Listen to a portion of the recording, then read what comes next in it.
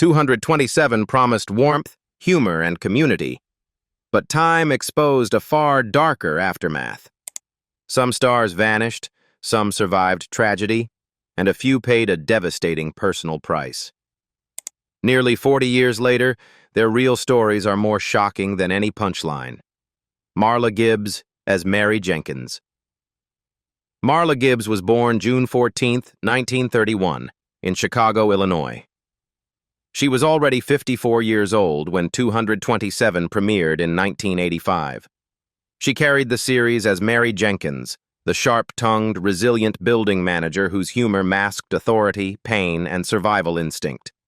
Long before television fame, Gibbs survived years of instability, juggling multiple jobs as a single mother, most notably as an airline reservations agent, while enduring relentless auditions and rejections driven by ageism and racial bias. Her breakout came unexpectedly late with The Jeffersons, where she played Florence Johnston, a role that brought recognition but not security. When 227 followed, success intensified rather than eased the burden. Gibbs not only starred but produced, fighting network resistance while carrying the emotional weight of being responsible for an entire show's survival. After 227 ended, work continued, but never without struggle. While appearing in projects like Medea's Family Reunion years later, Gibbs remained outspoken about Hollywood's habit of celebrating black women on screen while ignoring their labor behind it. By 2026, at 95 years old, Marla Gibbs remains active in creative pursuits and public reflection. Hal Williams as Lester Jenkins. Hal Williams, born on December 14, 1938, in Columbus, Ohio. Already 47 years old when 227 premiered in 1985, he portrayed Lester Jenkins, the calm, principled husband whose quiet strength grounded Mary Jenkins amid constant chaos. Williams entered Hollywood long before 227, gaining early recognition in the 1970s with recurring roles on Sanford and Son and The Jimmy Stewart Show. Despite steady work, his career unfolded under the constant shadow of typecasting, where reliable black male performers were valued for stability but rarely offered depth or longevity.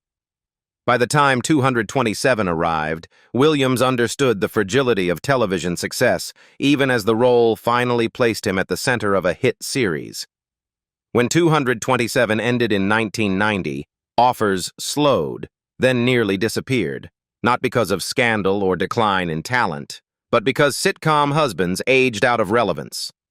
Williams continued acting sporadically through the 1990s and early 2000s, including appearances in The Parkers, yet the momentum he built as Lester Jenkins never returned. By 2026, at 88 years old, Hal Williams lives largely outside the spotlight, his career remembered less for dramatic collapse than for gradual erasure. Jackée Harry as Sandra Clark. Born August 14, 1956, in Winston-Salem, North Carolina, Jackée Harry was 29 years old when 227 premiered in 1985. She played Sandra Clark, the flamboyant, sharp-tongued neighbor whose explosive energy quickly. Harry became the first black woman to win an Emmy for Outstanding Supporting Actress in a comedy series. Behind the scenes, she later admitted feeling trapped and deeply unhappy during 227's long run. Off-screen, she endured multiple painful divorces, including marriages complicated by custody struggles, emotional instability, and relationships she later described as damaging. Harry has openly shared the shame, fear, and isolation endured by abuse victims, transforming that pain into purpose by starring in a Lifetime film that directly confronted domestic violence. As 227 ended, she spoke openly about feeling sidelined from major opportunities, including being passed over during the development of Dreamgirls. Rumors and public scrutiny followed, notably long-standing gossip about a confrontation with Eartha Kitt over a romantic dispute. Professionally, she rebuilt her career through projects like Sister. By 2026, at 70, Jackée Harry remains active and outspoken, her legacy shaped by iconic humor and hard-earned resilience forged through adversity. Alaina Reed Hall as Rose Lee Holloway. Born on November 10, 1946 in Springfield, Ohio, Alaina Reed Hall joined 227 in her late 30s, portraying Rose Lee Holloway, a key character introduced during a transitional period for the series, helping bring on-screen stability amid behind-the-scenes uncertainty. Before 227, Reed Hall had already achieved a different kind of fame as Olivia on Sesame Street, becoming a steady, reassuring presence for children throughout the 1970s and 1980s. That work brought visibility, but also quietly confined her to a niche many adult television producers overlooked. As 227 progressed, Reed Hall balanced television work with voice acting and children's programming, yet momentum remained fragile. After leaving the series, she returned periodically to Sesame Street, the role she loved most, even as health concerns quietly emerged. At the time of her death, she was reportedly in negotiations to return once more as Olivia Robinson. A special script titled Welcome Back, Olivia had been written specifically for her, a full-circle moment that never reached the camera. Alaina Reed Hall died on December 17, 2009, at the age of 63, following complications from cancer. Regina King as Brenda Jenkins. Regina King, born January 15, 1971 in Los Angeles, California, was just 14 years old when 227 premiered in 1985. She played Brenda Jenkins, Mary's sharp, outspoken daughter, a teenager whose confidence masked the pressure of growing up under a national spotlight. Unlike many child actors, King transitioned quickly and deliberately. As 227 ended, she pivoted away from sitcom comfort toward grittier material, a choice that carried risk but paid off with Boys in the Hood in 1991, where she proved emotional range far beyond comedy.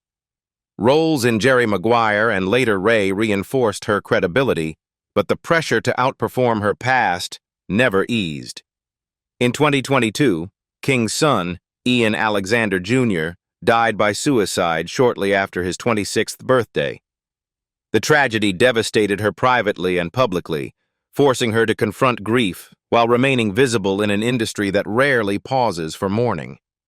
Rather than retreat, King channeled that pain into work defined by restraint and purpose, culminating in her acclaimed performance in Watchmen, where vulnerability and strength coexisted without spectacle.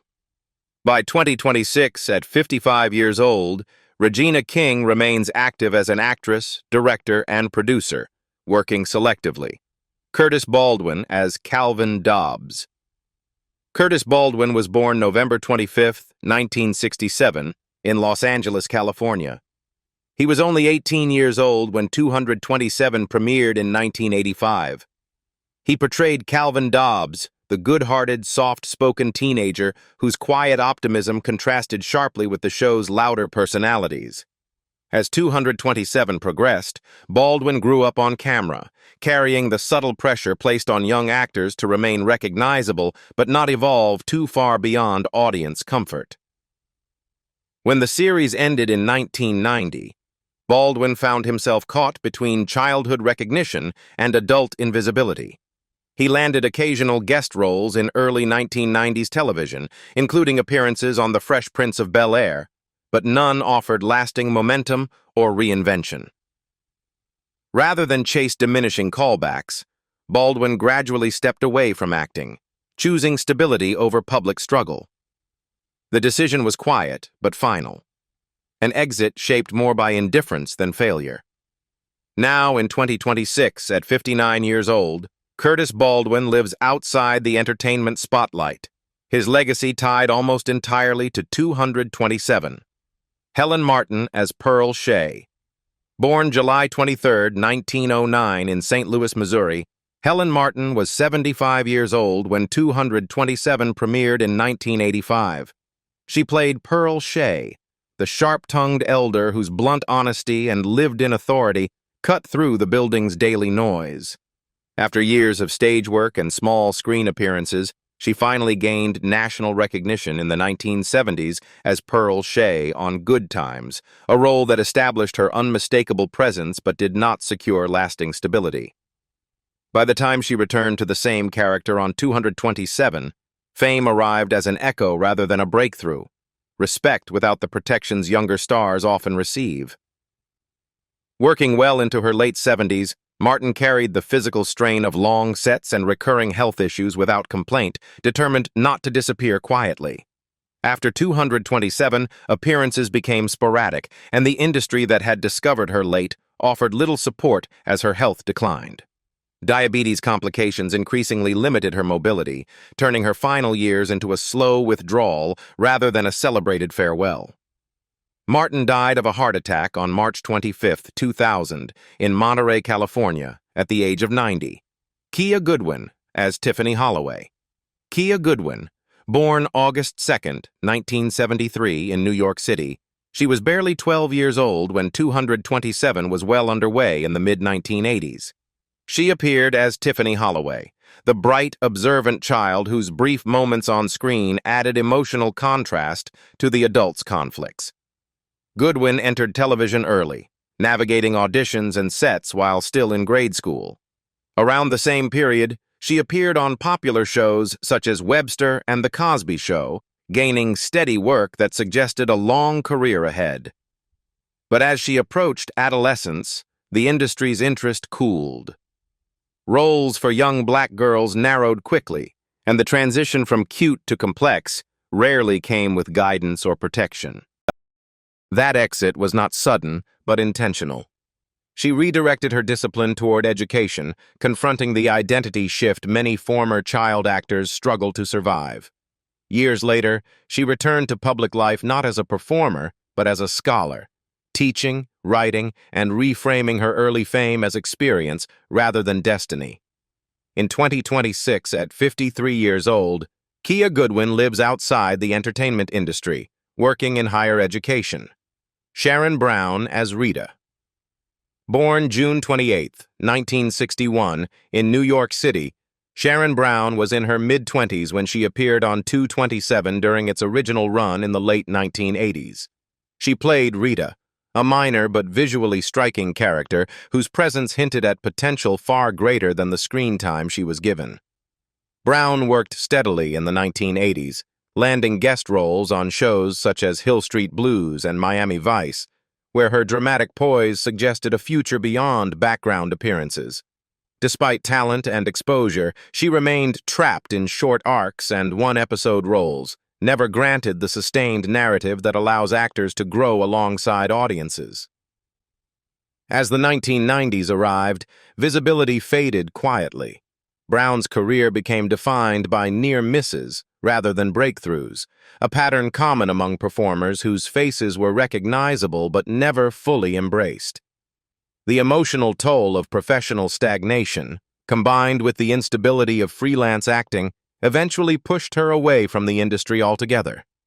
By 2026, at 65 years old, Sharon Brown lives outside the entertainment spotlight. Countess Vaughn as Alexandria DeWitt. Countess Vaughn, born August 8, 1978, in Idabel, Oklahoma, she was still a child when she appeared on 227 in its later years. She played Alexandria DeWitt, a small role that nevertheless marked her earliest step into professional television. As a teenager, Vaughn surged to prominence with Moesha, later carrying even greater visibility on The Parkers, where her voice, timing, and presence made her a breakout sitcom star. In 2014, during the first season of Hollywood Divas, Vaughn revealed she had an abortion at 18, a decision made while still new to fame and pressure, one she described as emotionally isolating and formative. Vaughn later spoke publicly about experiencing domestic violence during her marriage, describing fear, control, and the shame that often keeps victims silent. As roles dwindled and public scrutiny fixated on her appearance, she faced health struggles that further destabilized her career, turning visibility into vulnerability. By 2026, at 47 years old, Countess Vaughn is still active in entertainment, focusing on family, music, and occasional acting, known recently for sharing her battle with vitiligo and continuing to be an inspirational figure. Nearly 4 decades after 227 first aired, the laughter still feels familiar. But the lives behind it tell a far more fragile story. Some endured silence, some vanished, and a few survived only by redefining success on their own terms. If one journey stayed with you, share your thoughts below. And stay with us as we continue uncovering the untold stories behind television's most beloved shows.